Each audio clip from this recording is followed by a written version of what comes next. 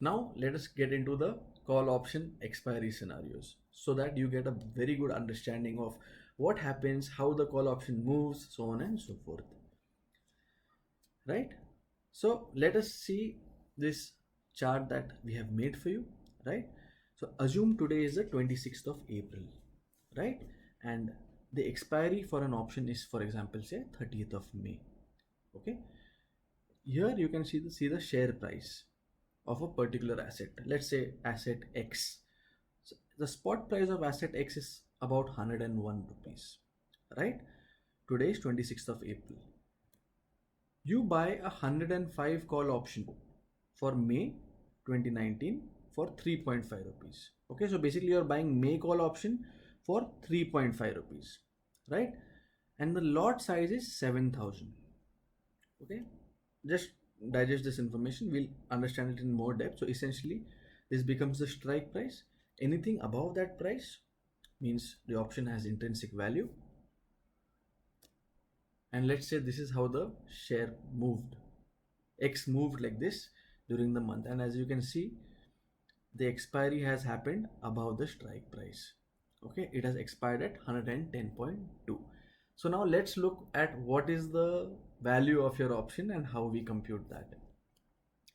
So as you can see here, the intrinsic value at expiry is nothing but the expiry price, spot at expiry, minus the strike price. So it's 110.2 minus 105, correct? That is 5.2, right? So the profit or loss for the buyer, how do we compute the profit or loss for the buyer? It's quite simple. 5.2 is the intrinsic value, but the buyer has paid 3.5 rupees, right? 3.5 has been paid. So 1.7 has been paid. Lot size is 7,000. So essentially 7,000 into 1.7. So how much do you pay to buy this option? You pay 3.5 into 7,000. Is that clear? So the last traded price or the bid ask price, right? Or the ask price if you're a buyer, into the lot size is the amount of premium that you have to pay for that particular strike price, right?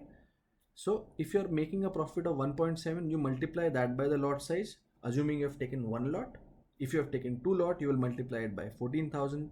Three lots you multiply by 21,000, so on and so forth. So the profit becomes 7,000 into 1.7. That's whatever, 11,900 rupees. So in this scenario, the buyer has pocketed a profit of 11,900 rupees. What the buyer makes, the seller loses. So the seller has made a loss of 11,900 rupees. So clearly, if the call option expires significantly above the strike price, it is a profitable trade for the option buyer, but a loss-making trade for the option seller, right? Let's take another case. Okay, now this is a case where the price has expired at 108.5. Okay, all other things are the same. Okay, you bought a 105 strike call option for May 2019 for 3.5. Lot size is 7,000. Spot is the same, everything else is the same. Strike is 105. Only changed from the previous cases, expiry price has changed, right? It has expired at 108.5. So what happens now? What is the intrinsic value at expiry? It is nothing but spot at expiry minus the strike price. So it's 108.5 minus 105. That makes it 3.5. That is the intrinsic value. But you have also paid a premium of 3.5 as a buyer of the option. So you lose that 3.5 rupees. Okay. So the profit is 3.5 minus 3.5. That is equal to 0. Lot size 7,000. 7,000 times 0 is 0. It's quite clear, right? Let us see the same thing from the perspective of the seller of the option. Okay. Now the seller of the option received 3.5 into 7,000 premium, correct? That is somewhere around 24,500 rupees has been received.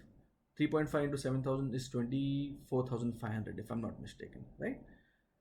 So now the seller has to pay 3.5 rupees to the buyer because 3.5 is the difference, right? 3.5 into 7,000 is 24,500. So he received 24,500 and he has to give back 24,500. So this is a nil-nil trade. So there's nothing, no money has been made by anyone in this trade. We call this the break-even point. This is the point at which the buyer and the seller make no money. Above this point, the buyer makes money and the seller loses money. Now let's see what happens below this point. Let's assume that the expiry happened at the strike price. Okay, here you can see the buyer premium paid is 3.5 into 7,000 rupees, that's 24,500 rupees. That same thing is the seller premium received. Okay, so last traded price or the bid ask price is 3.5 rupees, lot size is 7,000 rupees. The reason I'm repeating it so that it drills into your head, right? Now expiry is at 105. So what is the intrinsic value of the option? Strike spot at expiry minus strike price. So what is it? It is 0. 105 is, both are 105, right? So it is 0. Lot size is 7,000 rupees. Correct. So what is the profit or loss the buyer made? So option has no intrinsic value. Correct. So the option seller owes nothing to the buyer, but the buyer has already paid the premium and foregoes the premium. Correct. So the buyer loses all of his premium. So 7,000 into minus 3.5, that is 24,500 rupees is the loss for the buyer. The same thing is the profit for the seller. So the seller has sold you the option which is expired worthless. Seller is very happy. All the money he gets to keep. Let's take another example scenario where the expiry price is even below the strike price. All other things same. Here also you can see it is very similar to the last case. What is the value of the option? Spot at expiry minus strike price. So that is 102.5 was the expiry price minus 105. That is actually minus 2.5. But like I have shared with you before, options do not have negative intrinsic value. It can be 0 or above it. So whenever you can compute a negative value, it means nothing but option has 0 value, no intrinsic value, right? So intrinsic value at expiry is 0. Total premium lost is 3.5. So profit is minus 24,500 for the buyer and plus 24,500 for the seller. I hope this is very clear and concise. Right. So now let us look at the call option buyer from a perspective of stock price to profit or loss that they can earn. That is nothing but a payoff chart, right? We are interested in how much money we can make. So this payoff chart is quite an interesting tool available to us, right? So on with the payoff chart, on the x-axis you have the price of the stock, and on the y-axis you have the profit or loss in rupees. Above is profits and below is losses. So we know that the spot price is about 101, the strike price is 105, the same case as before. The break-even point is 108.5. How do we calculate the break-even point? By now you guys have understood it. It is nothing but strike price plus the premium paid. Okay, so strike price 105, premium paid is 3.5. So 105 plus 3.5 is 108.5. So anything above that makes you the money, right? So as you can see, above that it makes you the money, right? But as you can also see, below 105, okay, you don't lose anything more because you're an option buyer, correct? So option buyer can at max lose his premium paid, because we know that an option cannot have negative intrinsic value. It can only have positive intrinsic value, right? So anything above 105, the option has intrinsic value, okay? But till it goes above 108.5, you don't make a profit because its intrinsic value in this zone is lesser than the premium that you have paid. So is that clear? So whenever you're buying a call option, you have to keep in mind that I have the underlying has to move above the break-even point for me to earn money, right? And as you can see here, you know, the up slope is, it'll keep going up, right? It'll keep going up. Every 1 rupee the asset moves, your profit will increase by 7,000 rupees, because that's the lot size, right? So every 1 rupee profit added, you'll earn 7,000 rupees more. Is this clear, guys? So let's take a look at what is written below. Total option value at expiry is nothing but spot at expiry minus strike price into lot size. We've done this. Profit criteria is total option value should be greater than the premium paid, or if I can simplify it further, profit criteria is nothing but underlying should expire above the break-even point. Total profit is lot size into total option value, right? Break-even price is strike price plus premium paid, and max loss is the premium paid. This is a very important concept. For a buyer, your max loss is pegged, but as you can see, the stock has to move quite a lot, right? in this example, this is a fictitious example, but not very different from reality. It has to move almost 7-8% for you to make your money, right? So although the premium paid is the maximum loss you can take, the chance of making a profit on this trade becomes very difficult because it's quite far away, right? So you really have to be bullish on the stock when you're buying this call option, right? Because the max profit is infinite, right? I hope this is very clear to you. And so call option buyers make money when the price goes above break-in point. Essentially, it's a bullish bet. Now let us look at the payoff chart for an option seller. Okay, so the payoff chart for an option seller looks very similar to the payoff chart for an option buyer. It is nothing but it is flipped horizontally, right? If you flip this horizontally, it is a chart for an option buyer, right? So for an option seller, as you can see, the option seller's profit potential is pegged. What is the maximum profit the option seller can make? It's the premium that he receives, nothing more, right? But his maximum loss is infinite, right? But as you can see here, for him to make losses, the underlying has to go above 108. So it has to travel quite a distance, right? So an option seller has a greater chance of making money because the price has to move a lot. So seller makes money when underlying goes down or even stays flat. So even if the price remains the same, he will make money. Even if the price goes down, he will make money, right? So if you remember in the first video, in the previous video, I had asked you to think, why would somebody sell options? Because option sellers make money in two scenarios: when price stays flat or moves only little bit up or moves down. But option buyer, for him to make money, call option buyer, for him to make money, price has to really rally up, right? Hope that is clear. Now let us quickly look at nomenclature. This is not very complicated. It's quite simple stuff. Don't be scared by, okay, RIL May 2000 CE plus 250. Quite simple, right? It means RIL is the name of the stock, right? May is the month of expiry for that option. RIL is Reliance. May is the expiry month. 2000 is the strike. Okay, so above, if the option expires above 2000, it has intrinsic value. If below, it has no intrinsic value. Quite simple. CE means call option. Okay, so CE means call option, and plus 250 means that is the number of quantity you have. In case of Reliance, 250 is the lot size. So plus 250 means you are having one lot. Plus 500 would mean you are having two lots. Plus 1000 would mean you are having four lots. So how do you pronounce, how do you say this? Okay, you say you are going long Reliance 2000 call for May one lot. Okay, or conversely, you can also say that you're buying a call option for 2000 strike for May for Reliance one lot. Is that clear?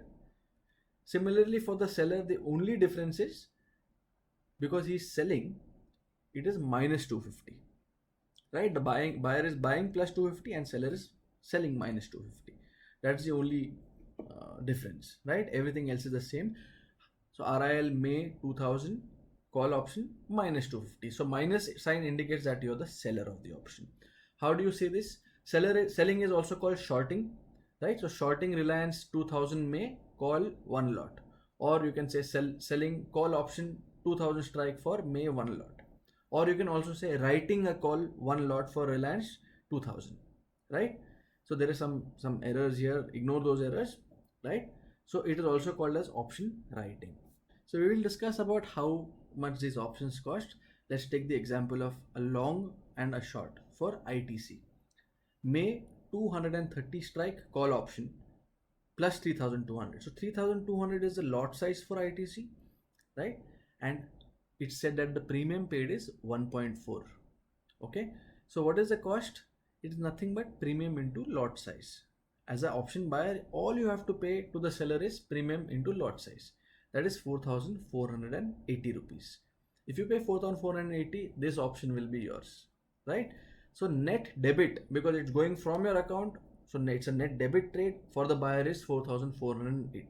That's it. Now let's look at it from the short seller's perspective. Why should the seller have to pay any money at all? The seller should only receive 4,480. It's a very rational and logical question. But what happens if the price of ITC starts moving up. What if the price moves to 240? Right? Let's take the example that ITC expires at 240. What will be the intrinsic value of ITC? This option, 230 call option, it will be 10, because 240 minus 230 is 10. What is the lot size? 3200. So 3200 into 10 is 32,000 rupees. So 32,000 rupees is the intrinsic value for the option. The seller has received about 5,000 rupees for the option, 4,500 for the option. So the seller will still owe the buyer about 27,000 rupees, 27,500 rupees the seller will owe. So where this money comes from? If the seller runs away, then what happens? So in order to sell an option, short an option, the broker will charge you a margin. Okay, because the brokers, NSE will not catch the seller. NSE will catch the broker. Hey, why has the trade not gotten executed? Broker will be like, oh, seller did not have margin. NSE will say nothing doing. It's your responsibility to ensure that these things go smoothly. So that is why a broker is going to charge you a margin as a seller. Okay, so it is something called as a span plus exposure margin. You can read more about it by googling it. It's not something that we want to go into depth, but in this case, for selling this option, the exchange, the brokerage will charge you about 96,000 rupees. This is a particular case that we had entered into and checked, right? And the margin is released when the option is exercised or squared off, right? So this is something that is like a deposit you have to pay to the exchange. Okay, funds will be blocked till the option is expired or till you exit the position. Yeah, so how do you calculate the margin? There is a margin calculator that each broker will have. We use Zerodha mainly for our trades, and we'll be giving Zerodha examples in this series. So I'll show you how the margin calculator looks. The link is in the description. It's free for you to use even if you don't have Zerodha, right? So I'll just refresh this page. You simply go here, you choose options. I just say ITC, right? I say strike price, say 230. Okay, net quantity is 3200 because that's the lot size. One lot, I just say I sell it and I say add. Here you can see, because since we've made this presentation, ITC price has fallen, so the margin required for selling this option is 77,500 rupees. Hope that is clear, right? And the premium receivable is 1600 rupees. Okay, so if I just change this to 220 and I say add, right, as you can see, this is now 96,000 rupees and the premium receivable is 3040 rupees. I hope this is clear to you guys. Thank you for watching. Please ensure to subscribe to our channel. If you have some queries, doubts, if you have feedback, drop comments below and hit the like button.